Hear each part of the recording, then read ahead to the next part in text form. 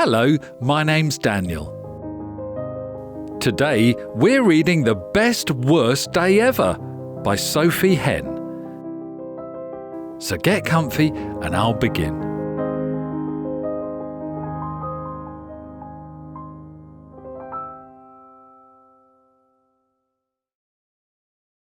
Arthur's day was not going at all as he had imagined it would. It was quite simply the worst day ever. "No!" stomped Arthur. "No!"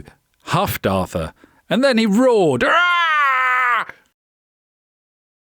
Arthur became absolutely certain that he couldn't do a single thing right, so he stomped, and he huffed, and he roared some more, but that didn't help at all.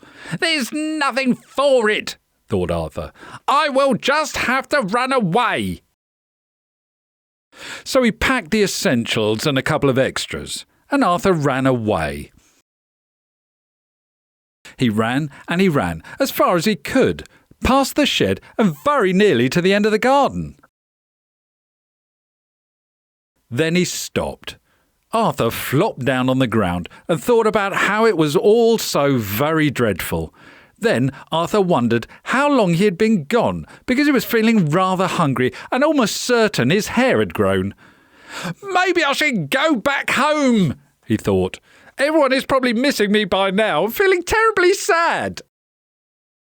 But when Arthur turned to go, he saw that he really must have been gone for a very long while, as a big dark forest had grown up between him and home. "Well, there's no time to go around it," thought Arthur. "So I'd better be brave and go through it instead." Arthur felt nervous and not at all sure. The forest was so big and so dark and made strange noises all around him. They got louder and louder and louder, until all of a sudden there was a bear. And this bear was stomping all over the place.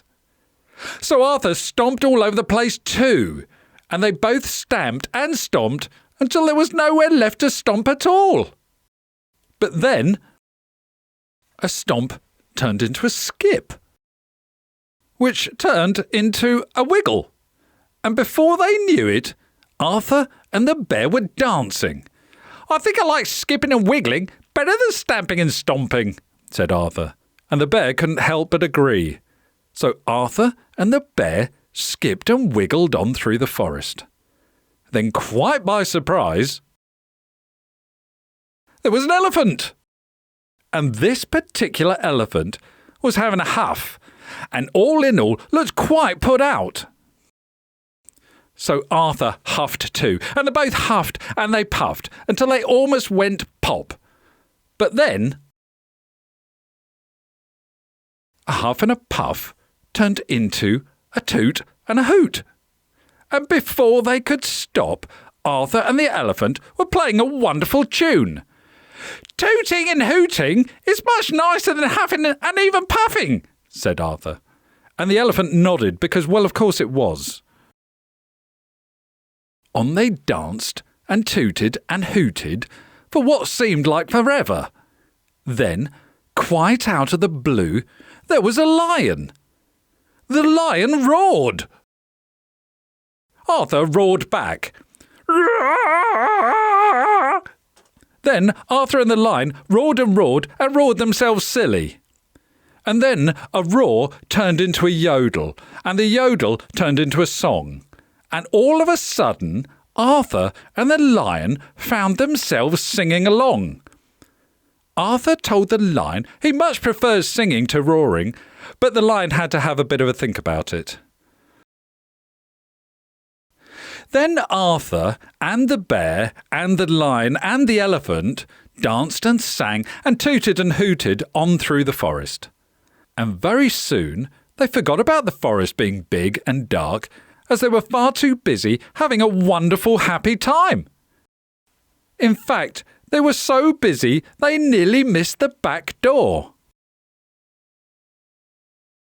"Oh, I suppose I'm home," said Arthur. "But maybe I'm having too much fun with all of you to go home now."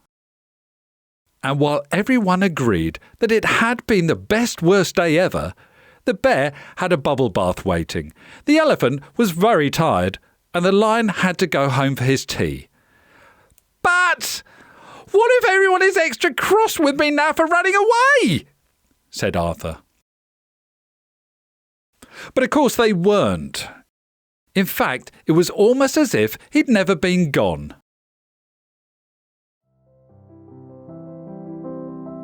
Thanks for listening. See you next time.